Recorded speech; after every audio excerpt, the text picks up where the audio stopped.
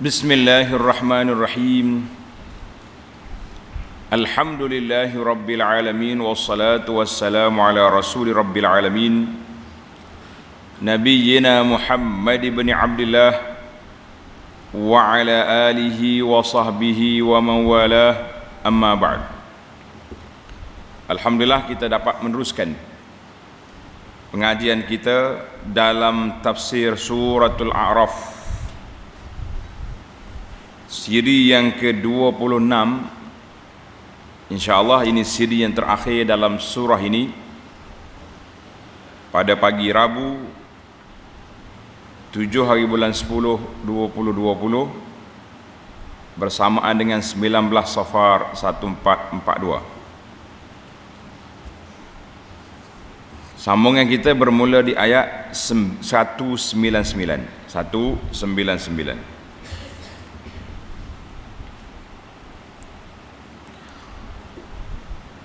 أعوذ بالله السميع العليم من الشيطان الرجيم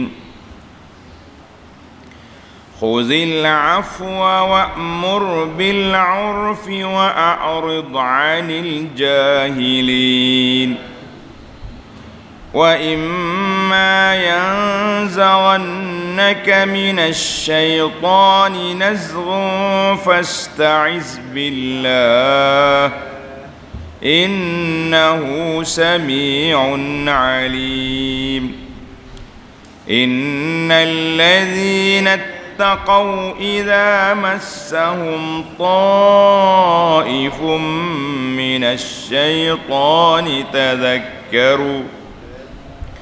تذكروا فإذا هم مبصرون وإخوانهم يمدونهم في الغي ثم لا يقصرون.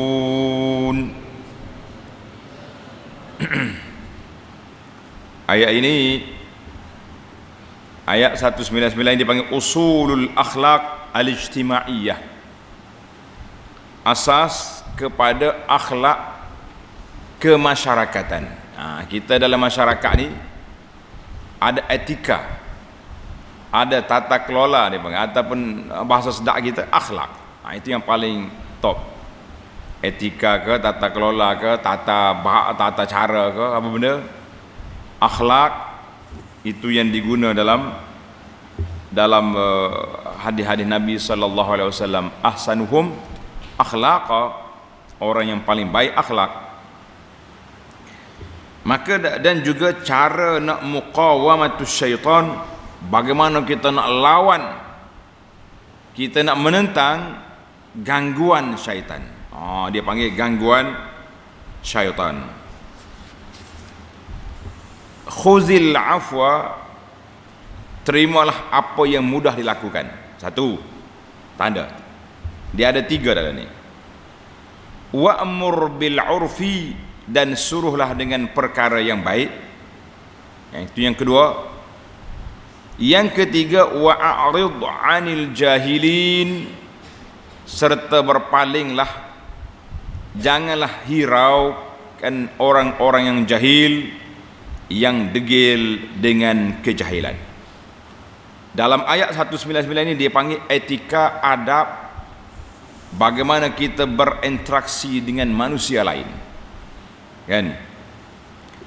Dalam ayat-ayat yang lepas, Allah Subhanahu wa taala menceritakan kepada kita, dialah yang menjaga nabi-nabinya, orang-orang mukmin dan orang-orang salihin, dan memberi pertolongan kepada mereka.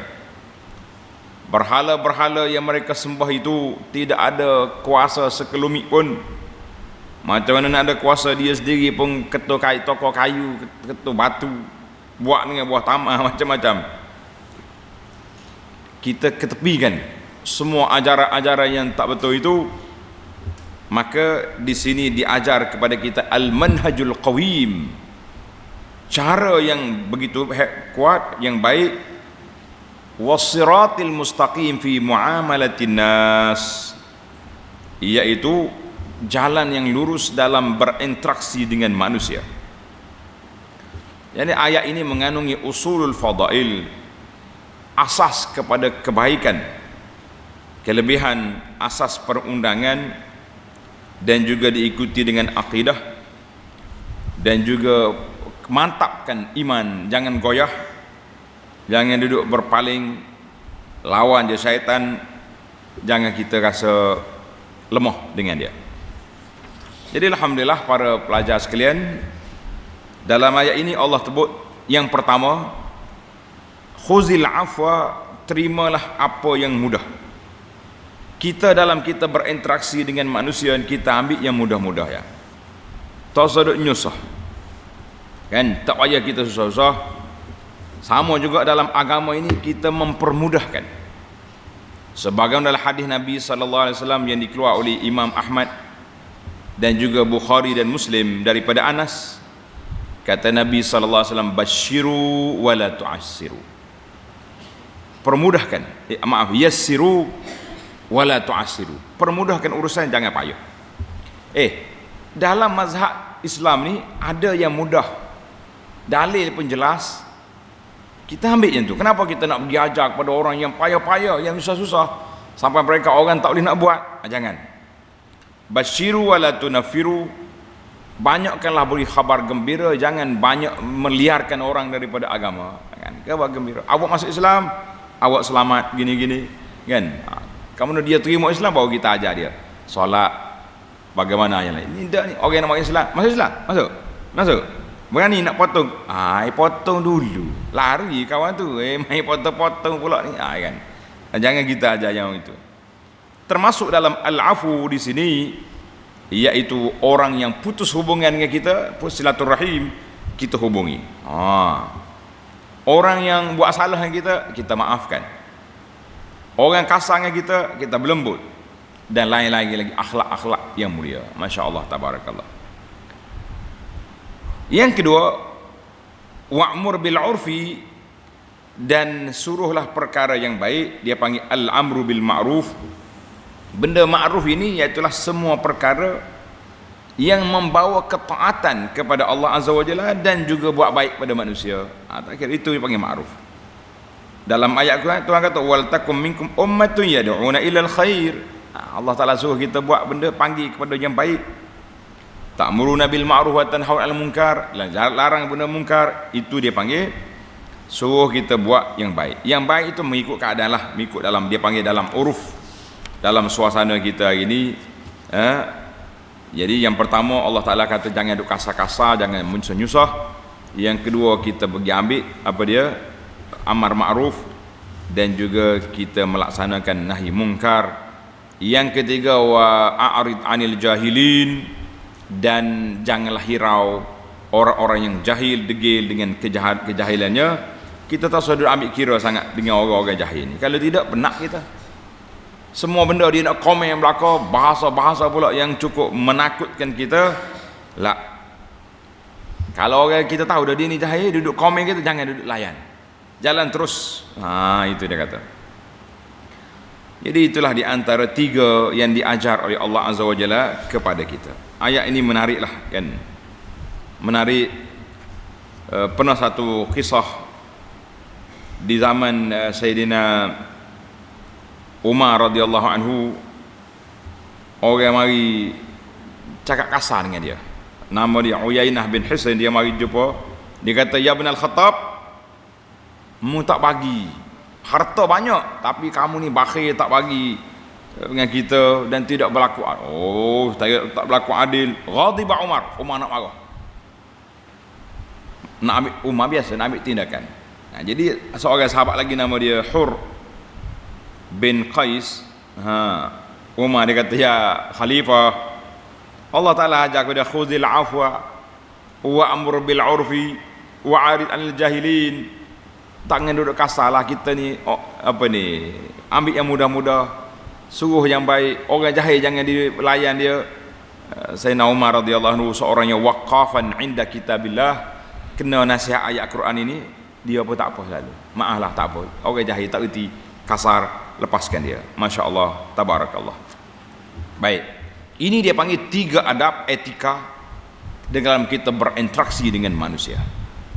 kita bagi pula, kita dengan jiwa kita, kita dengan hati kita, kita dengan keimanan kita, pasti ada gangguan-gangguan yang dibuat oleh Syekh mana? Syaitan nama dia, yang dibuat oleh syaitan. Wa imma yanzaghannaka minasy syaitani nazghun fasta'iz billah innahu sami'un alim. Dengar ni. Dan jika engkau dihasut oleh syaitan, syaitan ni kerja dia dah menghasut orang. Kalau syaitan tak menghasut tu, bukan syaitan nama dia tu. Kalau tidak syaitan tak hasut orang suruh tak baik kan, suruh buat kerja itu jahat, itu bukan syaitan. Dan jika engkau dihasut oleh suatu hasutan dari syaitan, mari gangguan dalam jiwa kita kan, fasta'iz billah. Ini yang pertama sekali, fasta'iz billah, maka mintalah perlindungan kepada Allah. Kita kata auzubillahi minasyaitanir rajim. Mu nak kacau aku syaitan, la, kita lawan. Innahu sami'un alim, sesungguhnya Allah amat mendengar lagi amat mengetahui. Jadi syaitan mari kacau kita, kita jangan biarkan dia, sebab kalau kita biar, kita akan jadi rusak. Kata Nabi sallallahu alaihi wasallam, ma minkum min ahadin illa wa qad wukila bihi qarinuhu minal jin. Setiap kita ni, dengar, setiap kita ni ada qarin, ada teman dari kalangan jin. Kita tengok molek, tengok kiri kanan, nampak ada qarin, nampak jin, ada. Setiap orang tu ada guru dia. Qalu wa iyyaka ya Rasulullah. Rasulullah dia ada juga. Nabi kata wa iya ya, aku pun ada. Illa anna Allah ani alaihi fa aslama minhu, fa aslamu. Nabi kata aku ada, tapi Allah Ta'ala bantu aku selamat daripada gangguan dia. Ada riwayat kata fa aslama, jin hak Nabi tu masuk Islam, tak ada masalah dah, dia ikut Nabi sallallahu alaihi wasallam. Mana waswas syaitan ni dia mari bagi, kata Ibn Mas'ud, inna li syaitan lammatun bibni Adam. Syaitan ni dia ada sentuhan dia kepada anak Adam. Dia mari duduk bisik kan, malaikat pula mari duduk bisik suruh buat baik, berlawan dua tu, maka kita kena lawan. Di antaranya syaitan ni dia tanda pelajar, dia mari nak waswah kita. Dengar ni, dia mari nak kosek kita. Kita ada setengah orang ni, dia dalam hadis yang dikeluarkan oleh Imam Muslim, syaitan mari, dia tanya kita, siapa dia buat alam ni? Kita kata Allah. Siapa yang mencipta kamu? Allah. Siapa dia beri makan? Allah. Semua kita jawab Allah. Last kali dia kosek kita, siapa buat Allah? Tengok, bila sampai sini Nabi SAW kata falyasta'iz billah, terus kita kata auzubillahi minasyaitanir rajim. Mari nak waswah kepala aku. Dia mari, dia nak waswah dalam kepala kita supaya kita rasa mikir, Tuhan saja buat makhluk, dia siapa buat? Dia mari terganggu dalam otak kita. Bila apa saja gangguan dalam kepala kita, yang pertama sekali kita kena ista'iz billah, kita kata auzubillahi minasyaitanir rajim. Kemudian kita, kalau kita mimpi jahat ke, kita sedar-sedar tu kita kata auzubillahi minasyaitanir rajim. Lepas tu kita ludah tu 3 kali. Ludah pun jangan keluar air liur tepek. Lama ada kawan sebelah ke, nyanyi warna ni basah tengah tirih, atak tirih hujan-hujan malam-malam dah nyanyi kan. Kita ludah tanpa air liur tu gitu ya. Kan? Allahu Akbar. Itu dia panggil gangguan syaitan. Syaitan dia masuk dalam kepala otak kita macam-macam. Kata Nabi waliyantahi, berhenti setakat tu, jangan layan. Ini hadis dalam Muslim. Hari ni banyak orang stres. Dia panggil bahasa kita sekarang ni, orang stres. Tahu mana stres? Stres ni kok serabut. Dia mari mikir, betul kalau Allah Ta'ala ni maha adil. betul kalau Allah Ta'ala ni baik. Kalau betul, kenapa aku yang baik-baik, yang soleh, solat maya ni, kenapa dia bagi ujian? Sakit, macam-macam ni, zaman-zaman pandemik, macam-macam covid mari ni kan. Kenapa pula orang baik kena apa ni, kena covid? Bila orang soleh, orang baik kena covid, pakak duk perli, pakak duduk nganyi, dia buat gambar, tok guru, tok syekh ni duduk doa, rupanya bukan doa, duk tiup covid habis korang. Kita kata jangan buat gitu. Jangan duk main. Kalau nak perli benda lain lah, duk perli dengan doa-doa. Doa ni orang tak main, tak bergurau main dengan dia, sebab dia ibadat. Ad-du'a'u huwal ibadah. Doa tu sendiri ibadat. Duk gurau, bukan bahan perli, bukan bahan main-main.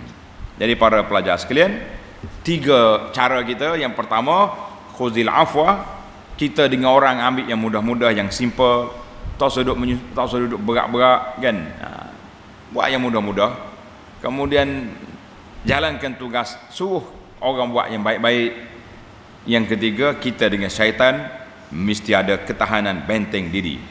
Pasal itulah kita diajar supaya baca zikir pagi, baca zikir petang, baca zikir nak tidur. Sebab kata di para ulama, zikir-zikir ni diibarat seperti baju besi yang akan menyelamatkan kita daripada gangguan-gangguan, khususnya syaitan dan juga benda-benda lain.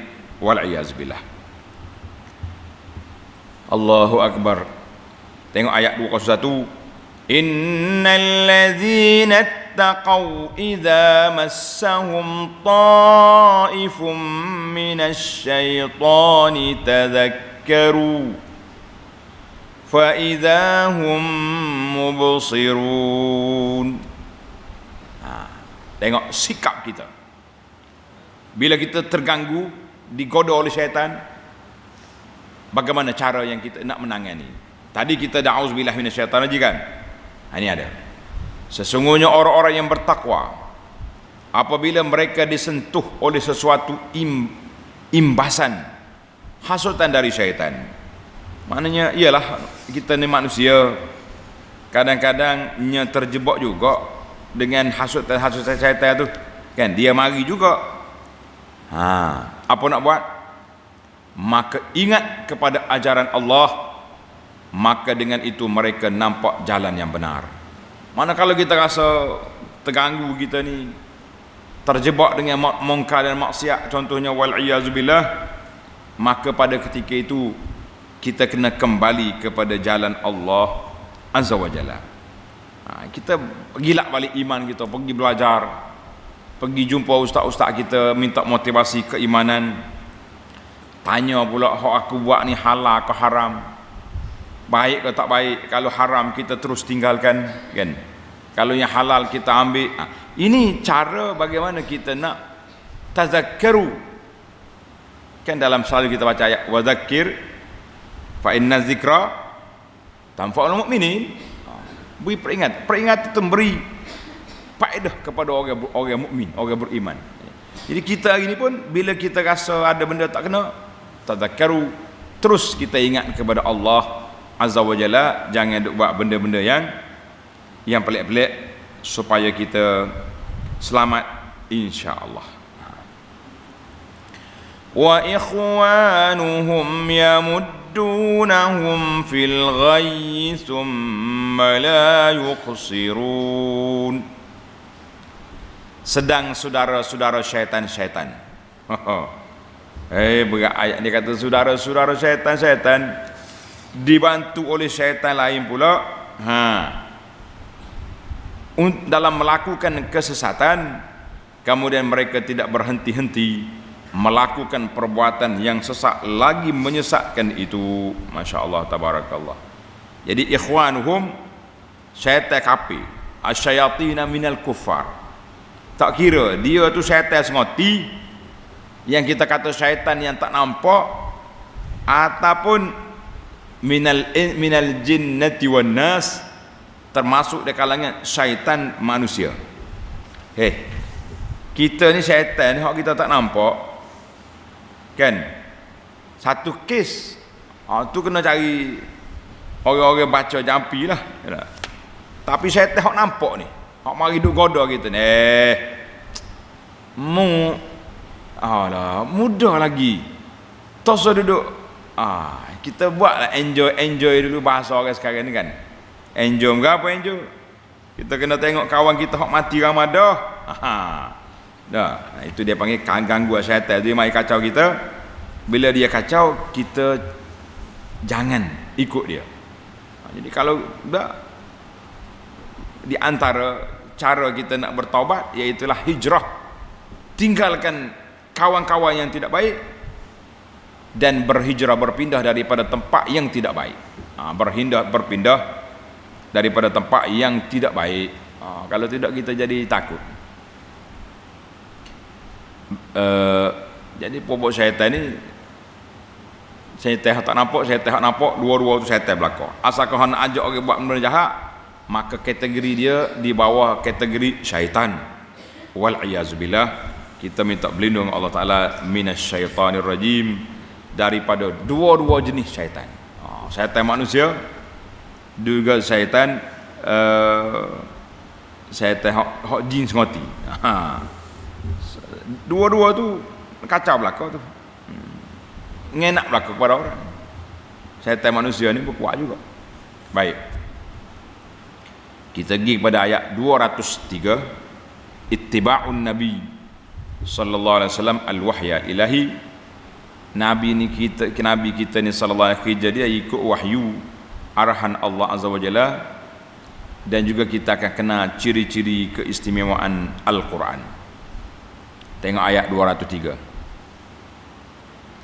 Wa idza lam ta'tihim bi ayatin qalu laula ijtabaitaha qul innama attabi'u ma yuha ilayya min rabbi hadza basairu min rabbikum wa hudan wa rahmatul liqaumin yu'minun. Dan apabila engkau wahai Muhammad sallallahu alaihi wasallam tidak membawa kepada mereka sesuatu ayat Al-Quran sebagaimana yang mereka kendaki, buat kapi ni minta macam-macam kan, sebagaimana kita dah baca ayat yang lepas, syaitan ni menggoda, nak menyesatkan orang. Tak kira lah syaitan manusia ke syaitan jin, supaya belaka kan. Maka puak-puak Mekah pula ni, syaitan Quraisy Mekah ni mari pula jumpa Nabi sallallahu alaihi wasallam, minta macam-macam. Minta bukit jadi mah lah, minta ayat tu ayat ni, jadi macam-macam dia punya keren dah. Maka Allah ajar kepada Nabi sallallahu alaihi wasallam, qul innama attabi'u ma yuha ilayya min rabbi. Aku bukannya pereka Quran, mu nak minta ayat tu ayat ni, bukan. Sesungguhnya mereka berkata secara mengejek-ngejek. Tengok dia mari mengejek.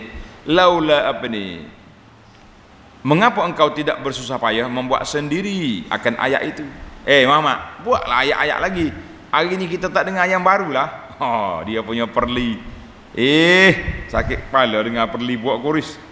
Sakit kepala ke tidak? Nabi jawab, qul innama attabi'u ma yuha ilayya min rabbi. Katakanlah wahai Muhammad sallallahu alaihi wasallam, sesungguhnya aku hanya menurut apa yang diwahyukan kepadaku dari Tuhanku. Aku buat ni wahyu, aku baca kemudian, bukan aku reka. Nabi bukan pereka, Nabi penyampai. Lain dia punya bahasa. Reka dengan menyampai tak sama kan. Hadza basairu min rabbikum wa hudan wa rahmatul liqaumin yu'minun. Al-Quran ini merupakan panduan-panduan yang membuka mata hati dari Tuhan kamu. Ini dipanggil fungsi Al-Quran. Apa dia fungsi Al-Quran? Iaitu kerja dianya basair, membuka mata hati. Siapa dia dengar betul-betul menghayati Al-Quran, insya-Allah hati dia berubah. Berapa ramai ketua Qorih mari nak berlawan dengan Nabi, Nabi baca ayat Quran, sandar dia duduk. Ai, tak boleh lawan Muhammad. Hak dia cakap ni betul. Dia kata apa? Al-Quran itu basairu mir rabbikum, panduan-panduan yang membuka mata hati dari Tuhan kamu. Wahudan warahmah, dan petunjuk serta menjadi rahmat liqaumi yu'minun, bagi orang yang beriman. Orang tak beriman jadi apa kerja apa dia? Nah, orang tak beriman tak usah duduk cakap dengan dia. Maka para jemaah sekalian, orang-orang Mekah tu kerja dia kerah kepala. Mari jumpa minta dengan Nabi benda-benda yang syibhul mustahil, benda yang mustahil ataupun hampir-hampir mustahil. Tujuan dia tak mau beriman, minta pelik-pelik. Macam kita lah juga dah. Budak seorang budak ni nak kahwin. Bila nak kahwin, biasanya dengar ni pelajar-pelajar ni ambil pengalaman sikit. Bila kita nak kahwin, syaitan akan cuba sekat jalan. Mari ada orang minta dah, mina siap, mari pula syaitan lain pula mai kacau. Tak comel dia tu ambil orang ni. Ini dia panggil gangguan-gangguan itu banyak. Kalau orang muda nak kahwin, muda sangat teh, enjoy dulu. Kenal-kenal dulu bahasa sekarang. Berkenal-kenal lah dulu, boleh setahun dua. Berkenal lah setahun dua, duk mengorak hari-hari, bergayut dalam telefon, apa dia kerja? Kahwin tak kenal lah dia. Itu dia panggil bahasa syaitan. Berkenalan dulu, happy-happy dulu, sekarut lah kau tu. Lepas kahwin kenal lah. Masya Allah. Tengok zaman dulu, tok-tok nenek kita kahwin, tak kenal mu aku. Kenal wali akad nikah tu. Berjujuk anak jadi molek. Bahasa budak dalam zaman kita. Yang kedua, ayat ini menunjukkan bahawa kerja Nabi SAW menyampaikan, bukan mencipta Quran. Kerja dia menyampaikan. Ingat molek.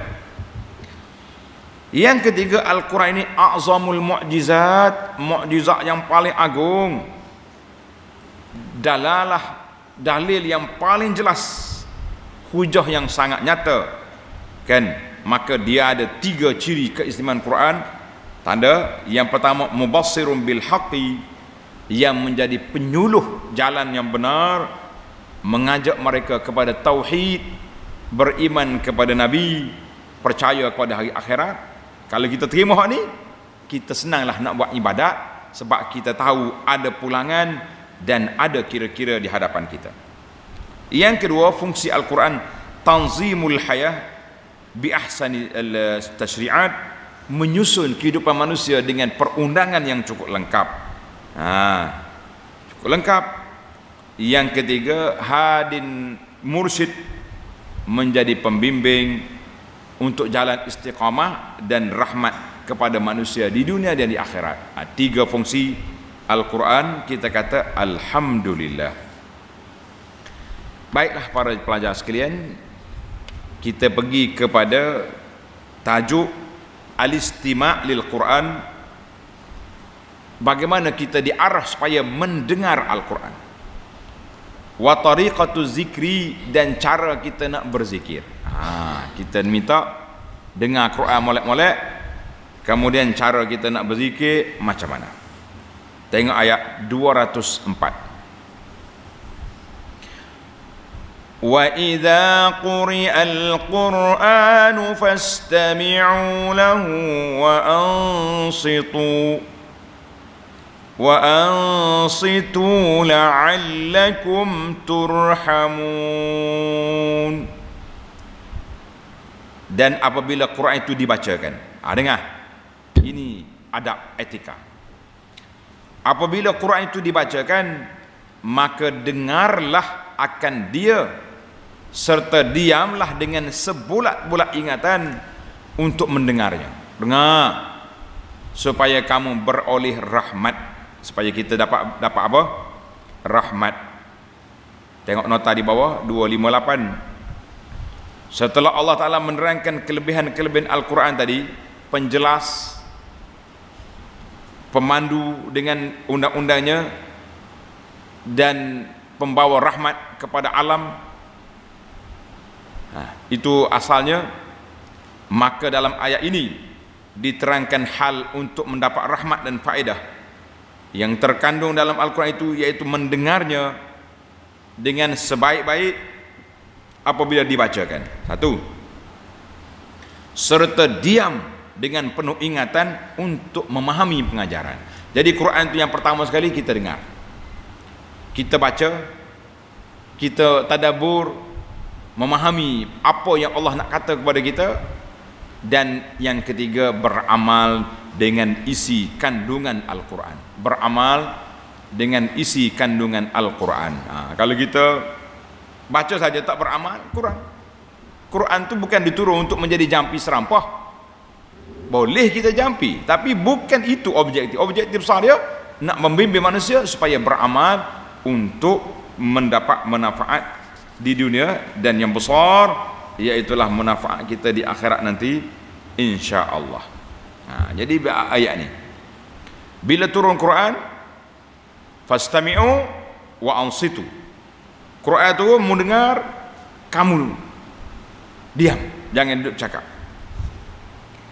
Kata di Ibnu Abi Hatim daripada Abi Hurairah, nazalat, turun ayat Quran ini kepada sahabat-sahabat yang duduk mengangkat suara dalam solat belakang Nabi.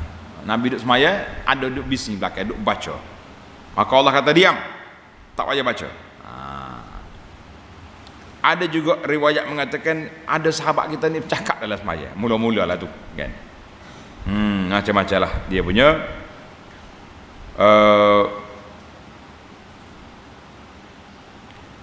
Allah perintahkan supaya kita dengar. Bila orang baca Quran, kena dengar. Baiklah, munasabah ayat ini, Allah SWT ketika menyebut tentang fungsi Al-Quran itu besar, maka nak dapat manfaat daripada Quran ke tidak? Nak dengar. Dengar, faham molek-molek, faham betul-betul, barulah kamu dapat khusyuk, dapat faedah daripada Al-Quran. Alhamdulillah. Sebab tu para ulama berbeza pandangan, nanti kita bincang di akhir nanti tentang hukum baca Fatihah di belakang imam, ada ke tidak. Sampai begitu dibahaskan. Baik, itu arahan dengan Quran. Arahan yang kedua iaitu bagaimana cara baca Quran. Tengok ayat 205. واذكر ربك في نفسك تضرعا وخيفة ودون الجهر من القول بالغدو والآصال ولا تكن من الغافلين. Wazkur rabbaka fi nafsika tadarruan wa khifatan wa dunal jahri minal qawli bil ghudwi wal asal wa la takum minal ghafilin. Dan sebutlah serta ingatlah akan Tuhanmu dalam hatimu. Ini cara yang pertama, kita ingat di mana? Di dalam hati. Ingat dalam hati. Yang kedua, tadarruan wa khifatan, dengan merendah diri serta dengan perasaan takut melanggar perintah Allah. Jadi kalau kita baca Quran tak tahu rasa, tak rasa apa, tak ada lah rasa takut ke Tuhan. Aku boleh pahala banyak baca Quran, betul, tapi kesan Al-Quran membentuk jiwa mungkin tak berlaku. Dan dengan tidak pula menyaringkan suara, jangan dapat tempik kalau baca Quran. Apa saja pun zikir ni kuat ni, setengah masjid ni zikir lepas solat bergepar. Tengok orang dalam masjid ada 5 orang, Masya Allah, dia punya zikir macam satu dunia ada kat situ. Jangan. Jadi kita ajar pelajar-pelajar jangan kuat zikir, perlahan, cuba kita dengan Allah kan. Nabi kita sallallahu alaihi wasallam dalam hadis dalam Bukhari Muslim daripada Abi Musa, dalam satu perjalanan musafir, sahabat-sahabat angkat suara dia bila naik bukit, Allahu Akbar, bila turun jadi tasbih takbir kuat suara. Nabi kata, ya ayuhan nas, manusia, irba'u ala anfusikum, kesialah ke diri kamu, jangan duk bertempik. Fa innakum la tad'una asamma wala ghaiba, mu bukan panggil Tuhan yang buta, Tuhan yang tuli, Tuhan yang gaib, yang tidak ada. Innal ladzina tad'unahu sami'un qarib aqrabu ila ahadikum min unuqi rahilatihi. Tuhan yang kamu panggil itu dekat, lebih dekat daripada tengkuk unta kenderaan kamu tu. Jadi Nabi kita larang daripada bertempik-tempik. Maka jangan kita hari ni bila nak zikir apa, mari dengan gendak kedebung berlaut pak tengah malam kita telak. Itu bukan caranya diajar oleh Nabi sallallahu alaihi wasallam. Masya-Allah tabarakallah. Itu dari sudut zikir. Cara, tengok ayat. Wa dunarjah minal qawli bil ghuduwi wal asal, pada waktu pagi dan petang. Tanda pelajar. Pagi ada zikir pagi. Dalam kitab kita ni ada zikir pagi kan. Wal asal, dan zikir pada waktu petang. Sebab apa? Sebab apa dua waktu ni disuruh berzikir? Pagi, kita pagi ni kita mula hidup kita. Sudah mau berzikir siap, pergilah cari rezeki pula. Sudah cari rezeki banyak dapat, alhamdulillah. Petang nak masuk waktu malam dah, zikir sekali lagi. Ulama kata apa? Zikir ni dengan hati seperti ikan dengan air. Ada zikir, hati kita hidup. Ada ulama lain kata zikir pagi petang ni ibarat seperti baju besi, perisai daripada gangguan syaitan. Siapa tak mahu syaitan ganggu, zikir banyak-banyak. Kita kata Masya Allah tabarakallah. Ada hadis yang menyebut tentang khairuz zikir al-khafiyyu. Sebaik zikir itu khafi, makna cara sembunyi, jangan bising-bising. Hadis ini dikeluarkan oleh Imam Ahmad dan lain-lain. Jadi ulama kata, muhakkik dia kata isnaduhu dhaif, isnad dhaif. Tapi Zarqani dalam Mukhtasar Maqasidul Hasanah dia kata sahih. Jadi khilaf ulama dalam masalah ini. Baiklah para pelajar, sampailah Allah kata wala takum minal ghafilin, dan janganlah engkau menjadi dari orang-orang yang lalai, lara, leka, tak ingat ke Tuhan. Zikir ni mudah, amalan yang paling mudah sekali berzikir. Sebab kebanyakan zikir kita ingat dah, subhanallah, alhamdulillah, wala ilaha illallah, wallahu akbar, wala haula wala quwwata illa billah, ingat dah. Cuma yang kita tak ingatnya nak berzikir. Betul tak? Zikir sudah ingat, yang tak ingatnya apa? Nak berzikir. Sebab apa tak ingat? Sebab dalam kepala otak kita duk mikir dunia banyak, maka lupalah kita kepada zikir. Baik. Siaplah kau. Kita akan sujud tilawah. Ayat yang ke 206 ada sujud tilawah. Jadi kita kena laksanakan sunnah ini supaya kita menghidupkan sunnah.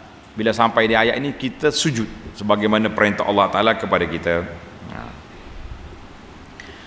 Innal ladzina 'inda rabbika la yastakbiruna 'an 'ibadatihi wa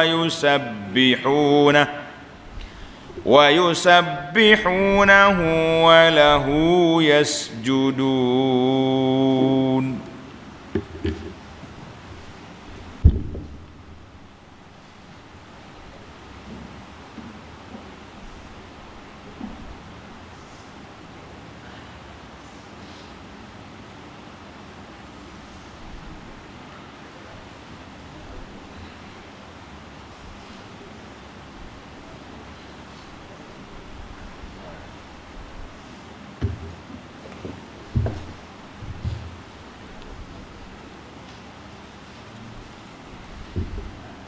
Alhamdulillah. Itu dia panggil sujud tilawah. Ada kata sujud sejadah kan. Sesungguhnya mereka, yakni malaikat-malaikat yang ada di sisi Tuhanmu tidaklah bersikap angkuh, engkar, sombong daripada beribadat padanya. Semua malaikat tu taat setia dia kepada Allah Azza wa Jalla, tak kata.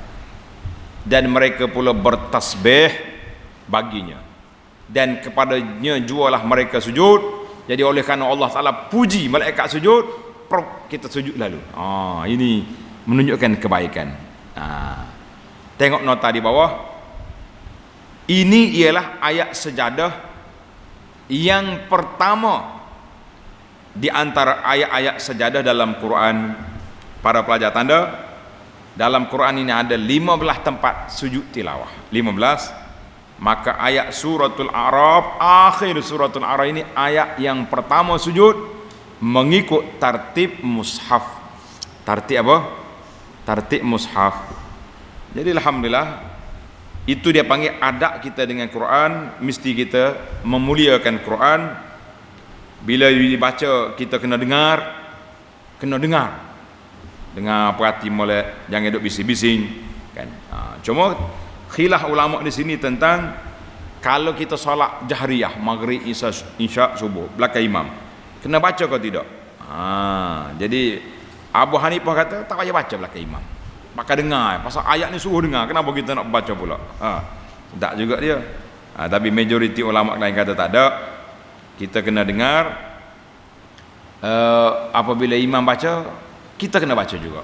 Fatihah tidak digugurkan. Ada khilaf di sini, panjanglah. Sebab apa?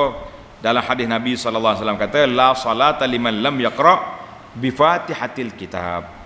Wajib.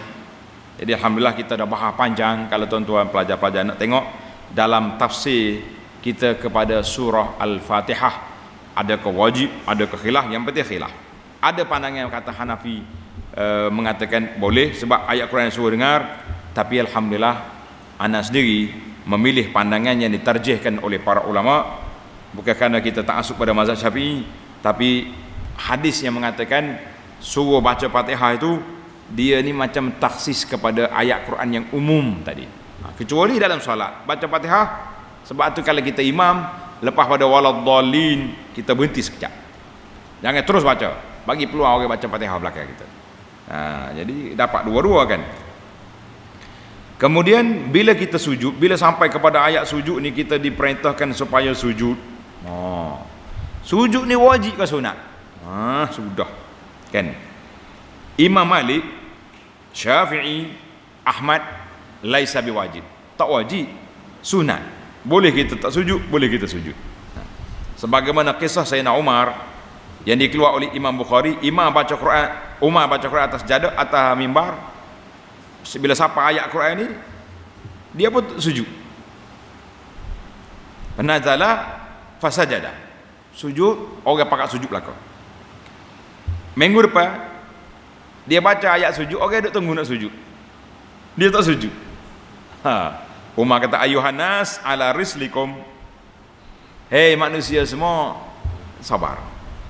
Allah Ta'ala tidak wajibkan kita, kalau kita nak sujud, sujud, tak sujud pun tak apa. Ini yang dalil mengatakan tidak wajib. Abu Hanifah kata sujud tilawah wajibun. Sebab apa wajib? Sebab adalah hadis Nabi sallallahu alaihi wasallam. Dia kata dari riwayat Muslim daripada Abu Hurairah, sabda Nabi sallallahu alaihi wasallam, "Idza qara'a ibnu Adam sajadah fasajada." Bila kita sujud, baca ayat sujud, kita sujud, i'tazala syaitanu yabki. Aja tengok luar, ada ke tak? Syaitan pun pakai duk teriak, sosek luar tu. Kita tengok nampak? Ada? Ya ke tak nampak? Syaitan ni kita tak nampak jak mula lagi. Mana syaitan menangis? Yaqul, ya wailah, celakanya aku. Anak Adam disuruh sujud, pakai sujud belaka bagi mereka syurga.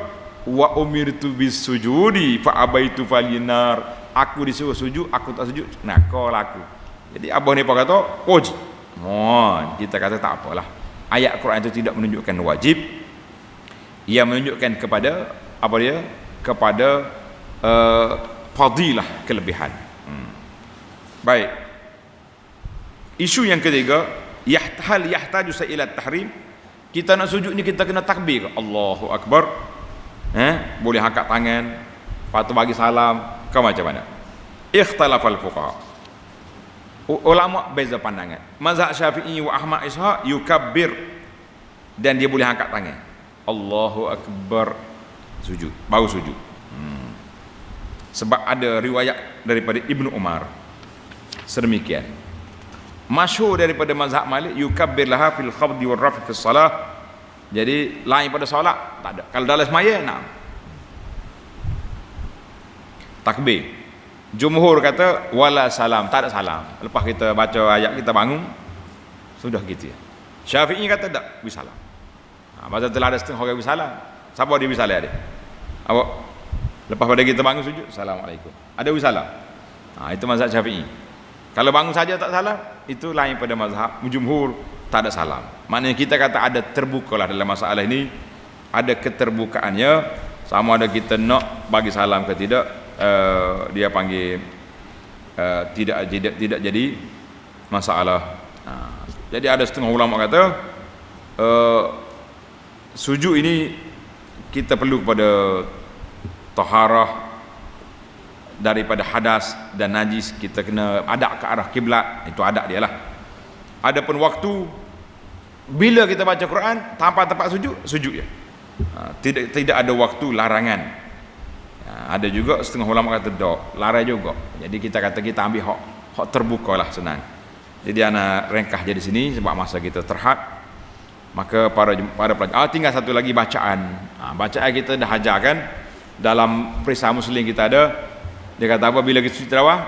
Baca. Sajada wajhiya lillazi khalaqahu wa syaqqa sam'ahu wa basarahu bihaulihi wa quwwatihi fatabarakallahu ahsanul khaliqin. Hal ni kita dah apa sentiasa. Ada lagi bacaan lagi. Kalau kita ingat baca Allahumma aktub li biha indaka ajra wada'anni biha wizra waj'alli indaka zuhra wa taqabbalha minni kama taqabbaltaha min 'ibdika Daud. Jadi semua ada riwayat belaka. Pelajar-pelajar ingat dalam kitab perisai Muslim kita sudah ada. Alhamdulillah bi ni'matihi tatimmus salihat. Maka dengan sujudnya kita kepada Allah Azza wa Jalla pada pagi ini, pagi Rabu 7 hari bulan 10 2020, tamatlah perbincangan ringkas kita sebanyak 26 siri kuliah suratul A'raf. Jadi insya-Allah kita akan sambung lagi perbincangan kita dalam suratul Anfal dalam siri yang akan datang insya-Allah. Subhanakallahumma wa bihamdika asyhadu an la ilaha illa anta astaghfiruka wa atubu ilaih. Wa sallallahu ala nabiyyina Muhammadin wa ala alihi wa sahbihi ajma'in walhamdulillahi rabbil alamin. Wassalamu alaikum warahmatullahi wabarakatuh.